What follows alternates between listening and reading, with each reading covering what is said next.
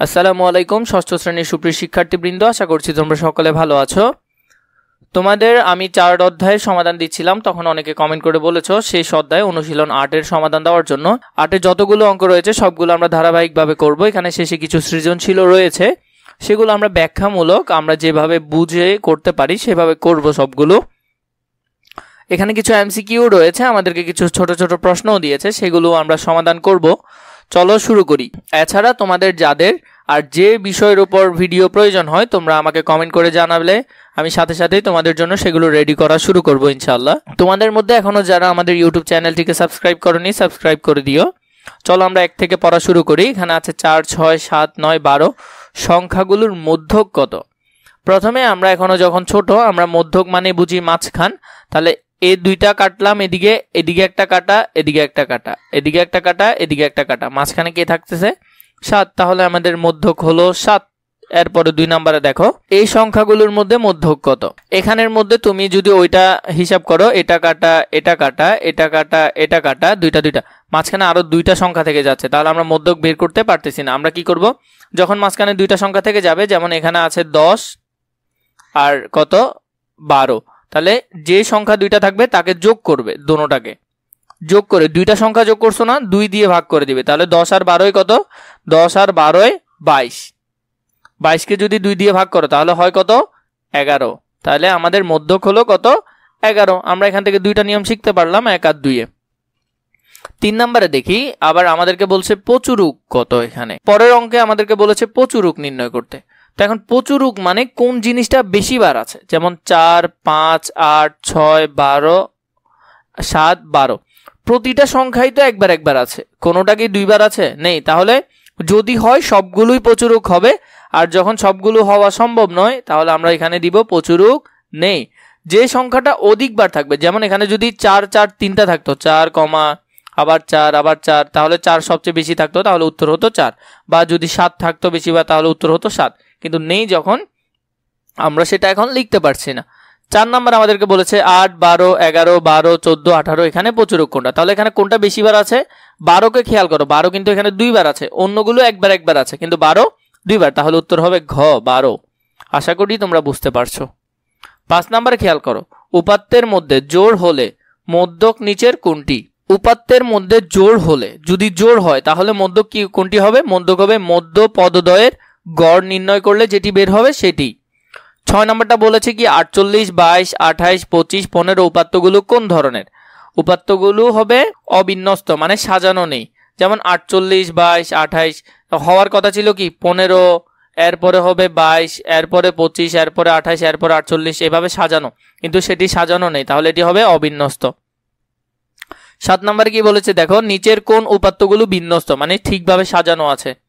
যেমন এখান থেকে যদি দেখো 2, 4, 2 হবে না এটা। এরপরে আছে কি দেখো, এখানের মধ্যে আছে 2, 4, 8 আবার 0, তাহলে শেষে গিয়ে 0 হবে না, প্রথমে আর কথা ছিল, তাহলে উত্তর হবে এটা 8, 6, 4, 2, 2, 4, 6, 8 এভাবে এটা বিন্যস্ত আকারে সাজানো। 8 নম্বরে খেয়াল করো, এখানে বলেছে 6, 12, 22, 22, 26, 30, 36 উপাত্ত সমূহের প্রচুরক কত। প্রচুরক মানে কোনটা বেশিবার আছে, তাহলে এখানে 22 আছে 2 বার, তাহলে প্রচুরক 22। মধ্যক মানে মাঝখানে যদি হিসাব করি, এদিক থেকে 3টা কেটে দিলাম, এদিক থেকে 3টা কেটে দিলাম, তাহলে মাঝখানে থাকে 22, তাহলে মধ্যকও 22। এখানের মধ্যে আমরা মধ্যক আর প্রচুরক পেলাম। এখন বলেছে মধ্যক প্রচুরক পরস্পর সমান, ঠিক আছে, কিন্তু গড় কি সমান সেটা বের করতে হবে না। তাহলে গড় বের করার জন্য সবগুলো সংখ্যাকে যতটা সংখ্যা আছে অত দিয়ে ভাগ করতে হবে এবং সবগুলোকে যোগ করতে হবে। তাহলে 1টা 2টা 3টা 4টা 5টা 6টা 7টা, এই 7টা সংখ্যাকে যোগ করে 7 দিয়েই ভাগ করতে হবে। কত আসে আমাদের 154 আসবে। তুমি যদি সবগুলো যোগ করো তাহলে আসবে 154। 154কে যদি 7 দিয়ে ভাগ করো তাহলে আমাদের উত্তর আসবে 22। তাহলে আমাদের উত্তর হবে গড় মধ্যক প্রচুরক সবগুলোই 22 22, তার মানে উত্তর 3টা ঘ নম্বর। এরপরে কি বলেছে দেখো, 6 জন শিক্ষার্থীর 20 নম্বরের পরীক্ষায় প্রাপ্ত ফলাফল মানে 20 নম্বরের মধ্যে ওরা কয়জন 20 নম্বরের মধ্যে ওরা কত কত পেয়েছে, 8, 10, 16, 14, 16, 20 উপাত্ত সমূহের প্রচুরক কত, কোনটা বেশিবার আছে 16 এখানে 2 বার আছে, তার মানে প্রচুরক হবে 16। মধ্যক কত, মধ্যক মানে মাঝখানে, এদিক থেকে যদি তুমি 2টা কাটো, এদিক থেকে যদি 2টা কাটো, মাঝখানে আরো 2টা থেকে যাচ্ছে। মধ্যক বের করার আগে তোমাকে কি করতে হবে, এই সংখ্যাগুলো সাজাতে হবে। তাহলে 8 10, এরপরে 14 ছোট না, তাহলে 14 আগে থাকবে, 16 16 দুটোটা একসাথে থাকবে এবং শেষে গিয়ে 20 থাকবে। তাহলে তুমি যদি মাঝখান থেকে দুইটা দুইটা কাটো তাহলে শেষে তুমি মাঝখানের মধ্যে পাবে দুইটা, 14 আর 16। তাহলে 16 যোগ যদি 14 হয় আর নিচে দুইটা দিয়ে ভাগ করতে হবে, তাহলে এটা কত হয় মোট 30, এখানে হবে 30 আর নিচে 2, তাহলে উত্তর হবে কত? উত্তর হবে 15, খ নম্বরটা উত্তর 15। 11 নম্বর কি বলেছে? গড় কত? গড় নির্ণয় করব কিভাবে? সবগুলো যোগ করে অত দিয়ে ভাগ। সবগুলো যোগ করো, যোগ করলে কত হয়? যোগ করলে হবে 84। 84কে কত দিয়ে ভাগ? 84কে আমরা কয়টা সংখ্যা, এখানে 6টা সংখ্যা, 6 দিয়ে ভাগ। 6 দিয়ে ভাগ করলে আসবে 14, 14 লিখলাম। তাহলে আমাদের এখানে 14 আছে খ নম্বরে, তাহলে উত্তর হলো 14। এরপরে 12 নম্বর খেয়াল করি, এখানে বলেছে উপাত্তগুলোর সঠিক তথ্য হলো এই উপাত্তগুলোর সর্বোচ্চ নাম্বার। যেমন এটার মধ্যে সর্বোচ্চ নাম্বার কত? 20, তাহলে উপাত্তগুলোর সর্বোচ্চ নাম্বার কি 16? না, তাহলে এটা হবে না। সর্বোচ্চ ও সর্বনিম্ন নাম্বারের পার্থক্য হলো 22, তাহলে সর্বোচ্চ নাম্বার যদি 20 হয় এবং সর্বনিম্ন যদি 8 হয়, 20 থেকে 8 গেলে 8 থাকে 12, তাহলে এটা সঠিক। পরীক্ষায় প্রাপ্ত সর্বনিম্ন নাম্বার হলো 40%। এটা যদি তোমরা বের করো তাহলে এইভাবে বের করতে হবে, 8 ডিভাইডেড কত? 20% ইন্টু এদিকে 100, তাহলে দেখবে কত আসতেছে? 40% আসতেছে। তাহলে উত্তর হলো 2 এবং 3 সঠিক, তাহলে এখানে উত্তর হবে 2 এবং 3। প্রথমে 13 নম্বরে আমাদেরকে কি দিয়েছে? দিয়েছে তথ্য ও উপাত্ত কি উদাহরণের মাধ্যমে উপস্থাপন করো। এটি কিন্তু থিওরিটিক্যাল লেখা, আমরা তাই এটা লিখেই পড়ব। 13 নম্বরে যদি আমরা দেখি আমাদের তথ্য ও উপাত্ত কি। তথ্য নির্ভর বিশ্বে প্রতিনিয়ত আমরা বিভিন্ন তথ্যের ব্যাপক ব্যবহার দেখতে পাই। প্রতিদিন শিক্ষক অধ্যয়নরত শিক্ষার্থীদের হাজিরা রাখেন, প্রতি পরীক্ষার শেষে পরীক্ষার্থীদের প্রাপ্ত নাম্বারের সংরক্ষণ করেন এবং এর উপর ভিত্তি করে শিক্ষার্থীদের দুর্বলতা চিহ্নিত করে ও তা দূরীকরণের জন্য প্রয়োজনীয় ব্যবস্থা নেন। এছাড়া দৈনন্দিন পত্রিকা, রেডিও, টেলিভিশন ইত্যাদি গণমাধ্যম থেকে আবহাওয়া, খেলাধুলা, বাজার দর ইত্যাদি সম্পর্কে বিভিন্ন তথ্য পেয়ে থাকি। নিচে উদাহরণস্বরূপ কোনো বিদ্যালয় ষষ্ঠ শ্রেণীর গণিতে বেশি নাম্বার প্রাপ্ত 10 জন ও কম নাম্বার প্রাপ্ত 10 জন শিক্ষার্থীর নাম্বার নিচে তালিকায় দেওয়া হলো। বেশি প্রাপ্ত নাম্বারের তালিকা এখানে দেওয়া হলো এবং যারা কম পেয়েছে তাদের তালিকা এখানে দেওয়া হলো। এই তুলনামূলক তালিকা থেকে দুটি সিদ্ধান্ত নেওয়া যায় যে হয় শিক্ষাক্রম পরীক্ষার্থীদের উপযোগী নয় এবং তাদের চাহিদা মাফিক প্রণীত হয়নি, যথাযথভাবে শিক্ষাক্রম বাস্তবায়ন করতে ব্যর্থ হচ্ছেন। এর আলোকে প্রয়োজন অনুযায়ী ব্যবস্থা গ্রহণ করা যায়। উপরের তালিকায় যে বেশি নাম্বার ও কম নাম্বার দেখানো হয়েছে তা হলো সংখ্যাভিত্তিক তথ্য। আবার উপরের তালিকায় যে দুটি সংখ্যাসমূহ তথ্য দেওয়া হয়েছে তার প্রতিটি এক একটি পরিসংখ্যান, অর্থাৎ ছাত্রদের প্রাপ্ত নাম্বার এভাবে করে একটি পরিসংখ্যান। অনুরূপভাবে প্রাপ্ত নাম্বার যেমন 50, 45, 40, 35 একটি পরিসংখ্যান। এখান থেকে তোমরা চাইলে এই বিষয়টি পড়ে নিতে পারো। পরিসংখ্যানে বর্ণিত সংখ্যাসূচক একটি তথ্য হলো প্রাপ্ত বেশি নাম্বার সমূহ। এগুলো হলো পরিসংখ্যানের উপাত্ত। পরিসংখ্যানে বর্ণিত তথ্যসমূহ যে সকল সংখ্যা দ্বারা প্রকাশ ও উপস্থাপন করা হয় তাই হলো পরিসংখ্যানের উপাত্ত। এরপরে আমাদেরকে 14 নম্বরে বলেছে কামালের ওজন 50 কেজি, আবার ষষ্ঠ শ্রেণীতে শিক্ষার্থীদের গড় ওজন 50 কেজি। এই দুই তথ্যের কোনটি দ্বারা পরিসংখ্যান বোঝায় ব্যাখ্যা করো। আমরা জানি একটি মাত্র সংখ্যা দ্বারা প্রকাশিত উপাত্ত পরিসংখ্যান নয়। কামালের ওজন 50 কেজি এই বাক্যে শুধুমাত্র একটি উপাত্ত রয়েছে, তাই এটি পরিসংখ্যান নয়। অন্যদিকে ষষ্ঠ শ্রেণীর শিক্ষার্থীদের গড় ওজন 50 কেজি এ দ্বারা বোঝানো হচ্ছে যে শিক্ষার্থীদের ওজন ধরি 45 থেকে 60 এর মধ্যে। 45 থেকে 60 এর মধ্যে শিক্ষার্থীদের বয়স একটি পরিসংখ্যান। পরিসংখ্যানে বর্ণিত সংখ্যাসূচক একটি তথ্য হলো যে সকল ওজন 50 কেজি এর বেশি। এগুলো হলো পরিসংখ্যানের উপাত্ত। আবার 50 কেজির কম ওজনসমূহ পরিসংখ্যানের উপাত্ত। কাজেই দেখা যায় যে ষষ্ঠ শ্রেণীর শিক্ষার্থীদের গড় ওজন 50 কেজি এটি দ্বারা একটি পরিসংখ্যান বোঝায়। এরপরে 15 নম্বরে যদি আমরা খেয়াল করি, তোমাদের শ্রেণীর 20 জন ছাত্রছাত্রীর গণিতে প্রাপ্ত নাম্বার এখানে দেওয়া আছে অনেকগুলো। কথা আমাদেরকে বলেছে এই উপাত্তগুলো কি বিন্যস্ত উপাত্ত? আমরা এটার উত্তর দেখে নিই। যে সকল উপাত্ত সমূহ মানের ঊর্ধ্বক্রমে বা অর্ধক্রমে অনুসারে সাজানো থাকে তাকে বিন্যস্ত উপাত্ত বলে। প্রদত্ত নাম্বার সমূহ ঊর্ধ্বক্রম বা অর্ধক্রম কোনোভাবে সাজানো নেই, তাই প্রদত্ত উপাত্তগুলো কি নয়, বিন্যস্ত উপাত্ত নয়। যে কোনোভাবে সাজানো থাকতে হবে, হয় বড় থেকে ছোটতে যেতে পারবে, না হয় ছোট থেকে বড়তে আসতে পারবে। 2 নম্বরে আমাদেরকে বলেছে উপাত্তগুলো অবিন্যস্ত হলে সেগুলো বিন্যস্ত করার জন্য। তাহলে এখন আমরা ধারাবাহিকভাবে সাজাবো। আমরা প্রথমে যখন বিন্যস্ত করব তখন মানের ঊর্ধ্বক্রম অনুসারে, মানে ছোট থেকে বড়র দিকে যাবেও। যেমন 30 দুইবার আছে লিখে ফেললাম, 35 40 এভাবে করে সবগুলো লিখে আস্তে আস্তে 100 পর্যন্ত এসেছি। আবার মানের অর্ধক্রমে যদি সাজাই, অর্ধক্রমে সাজালে 100 থেকে আস্তে আস্তে নিচের দিকে যাবে, যেমন 100 থেকে 30 এলো। উপাত্তগুলোকে অর্ধক্রম ও ঊর্ধ্বক্রম ও অর্ধক্রম অনুসারে সাজাতে বলেছে, এবং এখানে বলেছে বিন্যস্ত করার জন্য। মানে বিন্যস্ত তুমি যদি চাও ছোট থেকে বড় আকারে একভাবে করতে পারো, তাহলে আমরা যদি চাই বিন্যস্ত হিসেবে আমরা এই প্রথমটা ধরতে পারি। কিন্তু এবং ঊর্ধ্বক্রম এবং অর্ধক্রম অনুসারে সাজালে আমরা এই দুইভাবেই সাজাতে পারি। প্রায় দুটোটি সেম অঙ্কই। তোমার শ্রেণীর 15 জনের ওজন উপস্থাপন করো এবং গড় নির্ণয় করো। আমি ধরে নিলাম 15 জনের ওজনগুলো আমি এখানে 15 জনের জন্য লিখে ফেললাম। উপাত্তগুলো সমষ্টি যদি বের করে, মানে যোগফল যদি বের করি, তাহলে সবগুলো যোগ করে আমি পেলাম 752। উপাত্ত সমূহের সংখ্যা, মানে এখানে আমার কাছে 15টা তথ্য আছে। তাহলে গড় বের করতে হলে কি উপাত্তগুলো সমূহের সমষ্টি এবং উপাত্তের সংখ্যা লাগে। তাহলে যদি ভাগ করি তাহলে 50.13 হচ্ছে। তাহলে নির্ণেয় গড় কত? 50.13। এগুলো তোমাদেরকে এমসিকিউতে আমি সলভ করিয়েছিলাম। নিম্নলিখিত উপাত্তগুলোর মধ্যে মধ্যক নির্ণয় করতে আমাকে বলেছে। এই উপাত্তগুলো থেকে আমি এখন মধ্যক নির্ণয় করব।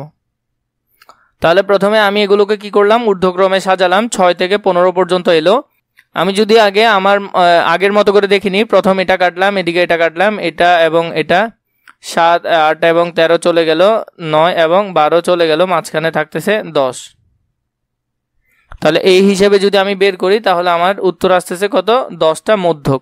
কিন্তু আমরা এখানে বিজোড় সংখ্যা যখন আমরা সেটি হিসাব করে করব। বিজোড় সংখ্যার জন্য মধ্যকের সূত্র হলো কি, উপাত্ত সমূহের সংখ্যাকে এর সাথে কি যোগ করতে হয়? 1 যোগ করতে হয়। উপাত্তের সংখ্যা এখানে কয়টা? 1টা 2টা 3টা 4টা 5টা 6টা 7টা 8টা 9টা। এভাবে উপাত্তের সংখ্যা তোমাকে বের করতে হয়। 9 বের হলো। 9 একটা কি সংখ্যা? বিজোড় সংখ্যা। এই বিজোড় সংখ্যার সাথে 1 যোগ করে 2 দিয়ে ভাগ করতে হয়। তাহলে 10কে 2 দিয়ে ভাগ করলে 5। তাহলে পঞ্চমতম পদ হলো কি সংখ্যা? পঞ্চমতম পদ হলো মধ্যক। তাহলে এটা প্রথম, এটা দ্বিতীয়, এটা তৃতীয়, এটা চতুর্থ, এটা পঞ্চম। তাহলে 10 হলো মধ্যক। আমরা এমনি আমাদের মতো হিসাব করলেও 10ই আসছে। এখানেও পঞ্চমতম পদ হিসেবে মধ্যক 10ই আসছে, একই কথা। 18 নম্বরটা যদি দেখি, নিম্নলিখিত উপাত্ত সমূহের মধ্যে আবার মধ্যক নির্ণয় করতে বলেছে। তাহলে এগুলো থেকে আমরা মধ্যক নির্ণয় করব। তাহলে এগুলো যদি আগে প্রথমে সুন্দর করে সাজাও তাহলে 600 700 800 এভাবে করে সাজায় 2500 পর্যন্ত। এখানে উপাত্তের সংখ্যা হলো 10, যা জোড় সংখ্যা। যদি জোড় সংখ্যার সূত্র লাগে তাহলে আমরা মধ্যবর্তী সংখ্যা দুটির সমষ্টি নিব। যেমন পঞ্চম এবং ষষ্ঠ পদ হলো মধ্যবর্তী সংখ্যা, এবং তার মধ্যে আমরা তাকে 2 দিয়ে ভাগ করব। যেমন পঞ্চম পদ হলো এত এবং ষষ্ঠ পদ হলো এত। তাহলে ভাগ করলে আর পাচ্ছি কত? 1075। তাহলে মধ্যক হলো 1075। তাহলে জোড় সংখ্যার জন্য আমরা একটা সূত্র দেখছি, আর বিজোড় সংখ্যার জন্য আমরা আরেকটা সূত্র দেখছি। জোড় সংখ্যার সূত্র হলো মাঝখানে যে 2টা থাকবে সেটা নিয়ে তোমাকে করতে হবে, আর বিজোড় সংখ্যার ক্ষেত্রে হলো যে সংখ্যাটা, যে পদটা বের হবে, মানে যতটা ডেটা আছে সেটার সাথে 1 যোগ করে তোমাকে ভাগ করে বের করতে হবে। এর পরবর্তীতে 19 নাম্বার দেখো, এখানে আমাদেরকে অনেকগুলো উপাত্ত দিয়েছে এবং এটির মধ্যক নির্ণয় করতে বলেছে। 1 2 3 4 5 6 7 8 9 10 11। তাহলে 11 কি সংখ্যা? বিজোড় সংখ্যা। তাহলে বিজোড় সংখ্যার সাথে আমাদেরকে 1 যোগ করে সেটা বের করতে হবে। সংখ্যাগুলো প্রথমে তোমরা সাজিয়ে নাও। সাজানোর পর আমরা গণে দেখলাম এখানে 11টা আছে। তাহলে মধ্যক নির্ণয়ের ক্ষেত্রে বিজোড় হলে কি করতে হয়? বিজোড় সংখ্যা হলে তার সাথে 1 যোগ করতে হয় এবং 2 দিয়ে ভাগ করতে হয়। তাহলে 11-এর সাথে 1 যোগ করলে 12, 12কে 2 দিয়ে ভাগ করলে আমরা 6তম পদ পেলাম। তাহলে এখানে সিরিয়ালে সাজানোর পর 6তম পদ কোনটা? 1 2 3 4 5 6। তাহলে এখানে আমাদের মধ্যক হলো 16। তাহলে 6তম পদ, ষষ্ঠ পদটি হচ্ছে 16, যা মধ্যক। 20 নম্বর প্রশ্নে কি বলেছে যদি দেখি, আমাদেরকে এখানে 20 নম্বর প্রশ্নে বলেছে 5 7 12 10 এটার মধ্যে এগুলার মধ্যক নির্ণয় করতে বলেছে। 1টা 2টা 3টা 4টা 5টা 6টা 7টা 8টা 9টা 10টা 11টা 12টা 13 14 15 16টা। তাহলে জোড় সংখ্যা। জোড় সংখ্যা হলে আমরা কি করব? আমরা মাঝখানটা আগে বের করে নিই। যেমন এদিক থেকে যদি আমি 1 2 3 4 5টা কেটে দিই, এদিক থেকে যদি 5টা কেটে দিই 1 2 3 4 5, আবার এদিক থেকে 2টা কেটে দিলে, এদিক থেকে 2টা কেটে দিলে মাঝখানে আমাদের 16 আর 24, মানে কততম পদ? 1 2 3 4 5 6 7 8, মানে নবম এবং দশম পদ 2টা পদ পাচ্ছি। এটা দিয়ে আমরা অঙ্কটা করে ফেলবো। তাহলে মধ্যবর্তী সংখ্যা দুটির সমষ্টি আমরা কি পাচ্ছি, একটা অষ্টম পদ পাচ্ছি, একটা নবম পদ পাচ্ছি, সেটা লিখবো এবং তাকে এই পদগুলোর মান কত, একটার মান হলো 14, একটার মান 15। সাজানোর পর কিন্তু মানগুলো লিখতে হবে। যেমন এদিক থেকে যদি তুমি কাটো তোমার 14 নাম্বার পর্যন্ত, মানে এত পর্যন্ত কাটবে, আবার এদিক থেকে এত পর্যন্ত কাটবে, তাহলে মাঝখানে এই দুইটা সংখ্যা থাকবে, একটা হলো অষ্টম পদ, একটা নবম পদ। তাহলে অষ্টম পদ হলো 14, নবম পদ হলো 15, তাকে যদি ভাগ করি তাহলে 14.5, তাহলে নির্ণেয় মধ্যক হলো 14.5। আমাদের মধ্যে যারা আমাদের ইউটিউব চ্যানেলটিকে সাবস্ক্রাইব করনি দয়া করে সাবস্ক্রাইব করে দাও। আর চলো আমরা 21 নাম্বারটা খেয়াল করি। এখানে কি বলেছে, কোনো উপাত্তের সাংখ্যিক মান এগুলা এদের প্রচুরক নির্ণয় করতে বলেছে, মানে কোনটা সবচেয়ে বেশি বার আছে। এমনি দেখে তো বোঝাই যাচ্ছে এখানে 8 ডাবল আছে, তাহলে 8ই প্রচুরক হবে। তাও আমরা অঙ্কগুলো করিনি। 21 নাম্বারের মধ্যে প্রদত্ত এটা আমরা যখন সাজাইছি, সাজানোর পর আমরা দেখছি এখানে 8 সর্বাধিক 2 বার আছে, তাহলে প্রচুরক হবে কত, 8। 22 নাম্বারের মধ্যে আমাদেরকে এই সংখ্যাগুলো দিল এবং এগুলার প্রচুরক বের করতে বলল। এখানে আমরা যদি খেয়াল করি এখানে কোনো সংখ্যাই ডাবল বার নেই, তাহলে আমরা লিখবো এটা লেখার পর কোনো উপাত্তই সবগুলো একবারের বেশি নেই, সবগুলো একবারেই আছে, তাহলে এখানে কোনো কি নেই, প্রচুরক নেই। 23 নাম্বার অঙ্কে যদি খেয়াল করো আমাদেরকে এখানে 38 জন শ্রমিকের সাপ্তাহিক সঞ্চয়ের টাকা দেওয়া হলো এবং সেগুলো দিয়ে আমাদেরকে ক এবং খ দুইটা প্রশ্নের আনসার করতে হবে। মানের ঊর্ধ্বক্রম অনুসারে উপাত্তগুলো সাজাও এবং সারণীবদ্ধ করে গড় নির্ণয় করতে বলেছে। আমাদেরকে এখানে দুইটা অঙ্ক করতে হবে। ক অনুসারে আমরা কি করতেছি, মানের ঊর্ধ্বক্রম অনুসারে সাজাচ্ছি, সাজালাম। এবার সংখ্যাগুলো সারণীবদ্ধ করি। এরপরে সংখ্যাগুলোর সীমা হলো 122 থেকে 173। সাপ্তাহিক সঞ্চয়ের টাকা আমরা এগুলা লিখলাম, শ্রমিক 1 জন 2 জন এভাবে করে করে আমরা গড় পরিসংখ্যান ওদের নির্ণয় করলাম। শ্রমিকের সংখ্যা কততে কতজন আছে সেগুলো আমরা নির্ণয় করলাম। নির্ণয় করার পর আমাদের উপাত্তগুলো সবগুলো যোগ করতে হবে, কারণ গড় করার জন্য সবগুলো যোগ করতে হবে। এবং উপাত্তের সংখ্যা মানে এখানে 38টা ডেটা আছে, 5681 পেলাম, তাহলে সেটাকে যদি 38 দিয়ে ভাগ করি তাহলে 149.5 টাকা। তাহলে নির্ণয় গড় হলো 149.5 টাকা। খতে আমাদেরকে কি বলেছে, উপাত্ত সমূহের মধ্যক ও প্রচুরক দুটোটা নির্ণয় করার জন্য মধ্যকও নির্ণয় করব, প্রচুরকও নির্ণয় করব। যেহেতু উপাত্তের সংখ্যা হলো 38 যেটা জোড়, তাহলে 38কে যদি তুমি কাটো প্রথম এবং শেষ থেকে, তাহলে 19তম এবং 20তম পদটা তোমাকে নিতে হবে মাঝখান থেকে। 19তম পদ হলো 148 এবং 20তম পদ হলো 150, তাহলে সেটাকে 2 দিয়ে ভাগ করলে কত হয়, 149 হয়। তাহলে নির্ণয় মধ্যক হলো 149। তাহলে এটার আবার প্রচুরক যদি দেখি, 140 ও 165 এই দুটি উপাত্ত সর্বাধিক 3 বার আছে। সর্বাধিক কয়বার আছে, 3 বার। তা যদি আমরা চার্ট থেকে দেখি, চার্টের মধ্যে দেখো এই যে 140 এটা সর্বাধিক 3 বার আছে, আর কোনোটা 3 বার আছে, আর কোনোটা এই দেখো এখানে 165টাও 3 বার আছে, তাহলে নিশ্চয়ই এটাই প্রচুরক, আর সব একবার 2 বার করেই আছে। তাহলে আমরা এখানে প্রচুরক পেলাম 140 এবং 165, এই দুইটি 3 বার করে আছে, তাহলে প্রচুরক 140 165। 24 নাম্বারটা খেয়াল করো, সকাল 6টা থেকে শুরু করে সুজনের 3 ঘন্টা অন্তর 12 ঘন্টা তাপমাত্রার ফারেনহাইট রেখাচিত্রটির মাধ্যমে দেখাও।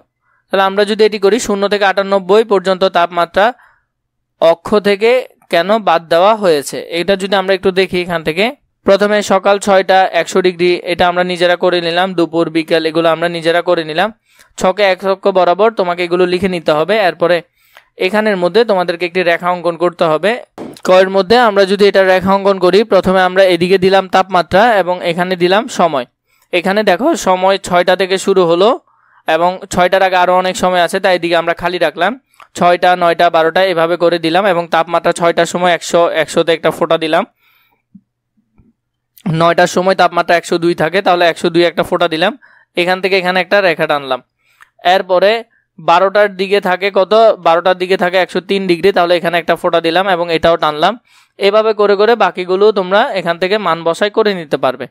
কত বলেছে, 98 ডিগ্রি ফারেনহাইট পর্যন্ত মানুষের তাপমাত্রা স্বাভাবিক ধরা হয় বিদায় ওয়াই অক্ষ বরাবর নিচের তাপমাত্রা সমূহ উজ্জ্ব রাখা হয়েছে। খ নম্বরে বলেছে 12 ঘন্টার তাপমাত্রা এই রেখাচিত্র থেকে প্রতীয়মান হয় যে দুপুর 12টায় তাপমাত্রা সর্বাধিক 103 ডিগ্রি হয় এবং সন্ধ্যায় 6টায় তাপমাত্রা সর্বনিম্ন 99 ডিগ্রি হয়। এখানে আমরা তাপমাত্রার এই যে রেখাচিত্র থেকে তারতম্যটা বুঝতে পারলাম। 25 নম্বরে কি বলেছে দেখো, কতে বলেছে প্রদত্ত সংখ্যাগুলোর মধ্যে ক্রম অনুসারে সাজিয়ে লেখো। তাহলে এগুলোকে আমরা এখন ক্রম অনুসারে সাজাবো। ক নম্বরের মধ্যে আমরা যদি এগুলো সাজাই তাহলে 21 থেকে 40 পর্যন্ত আমরা সুন্দর করে সাজালাম। সাজানোর পর আমাদের খতে বলেছে কি উপাত্তগুলোর মধ্যক ও প্রচুরক নির্ণয় করতে। মধ্যকও করব, প্রচুরকও করব। আমরা যদি গুণে দেখি এখানে উপাত্ত সংখ্যা আমরা পেলাম কয়টি, 30টি। তাহলে এটার জোড় সংখ্যা।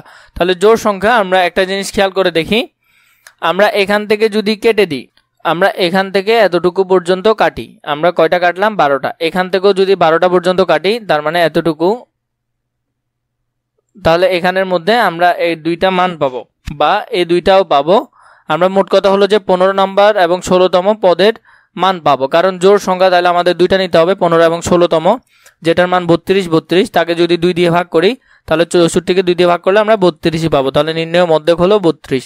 এরপর প্রচুরক যদি দেখি, 21 আছে 2 বার, 22 আছে 8 বার এবং 25 আছে 2 বার, 32 আছে 4 বার, 35 আছে 3 বার, 37 আছে 5 বার। এভাবে করে আমরা যদি দেখি তাহলে 22 আছে সর্বাধিক 8 বার, তাহলে প্রচুরক হবে কত? 22। ঘ নম্বর আমাদেরকে বলেছে প্রদত্ত তথ্য উপাত্তের রেখাচিত্র অঙ্কন করতে আমাদেরকে বলেছে। তাহলে আমরা আগে এটা সাজাবো, প্রথমে সংখ্যাগুলো, তারপরে গঠন সংখ্যা সাজালাম, সংখ্যাগুলো এবং তার গঠন সংখ্যা আমরা এখানে কোনটা কতবার আছে সেটা সাজালাম। রেখাচিত্রের মধ্যে প্রথমে আমরা একটা রেখাচিত্র নিব, এর এদিকে ওয়াই ধরবো বা এদিকে ওয়াই ধরলাম আর এদিকে এক্স ধরলাম, এই বরাবর আমরা এক্স ধরলাম। ধরার পর আমরা নিচে এদিকে আমরা মানগুলো বসাবো, কোনগুলো? এই সংখ্যাগুলো বসাবো নিচে এবং পাশে বসাবো এই সংখ্যাগুলো, মানে আনুমানিক 10 পর্যন্ত ওরা ধরেছে। তাহলে প্রথমে দেখো 21-এর হলো কয়টা? 21-এর হলো 2টা, তাহলে 21 যদি 2-এ দাগ দিই তাহলে আমরা এখানে 21 যদি তুমি 2-এ দাগ দাও তাহলে এটা 5 এখানে, তাহলে 2 ঘরকে 1 ঘর করে ধরছে, তাহলে এখান থেকে এখানে 1, এখান থেকে এখানে 2, তাহলে আমরা 2-এ দাগ দিলাম। এরপরে 22-এ কত দেখলাম? 22-এ দেখলাম যে 22-এ দেখলাম 8, তাহলে 8-এ যদি দাগ দিই এখানে যদি 5 হয়, এরপরে 2 ঘর করে, তাহলে এখান থেকে এখানে 2 ঘর, আরও 2 ঘর, 5, 6, তাহলে এখানে হবে 8, তাহলে আমরা এখানে দিলাম। এভাবে করে টানলাম, এরপরে এভাবে করে বাকিগুলো আমরা মিলাই করে ফেলতে পারবো।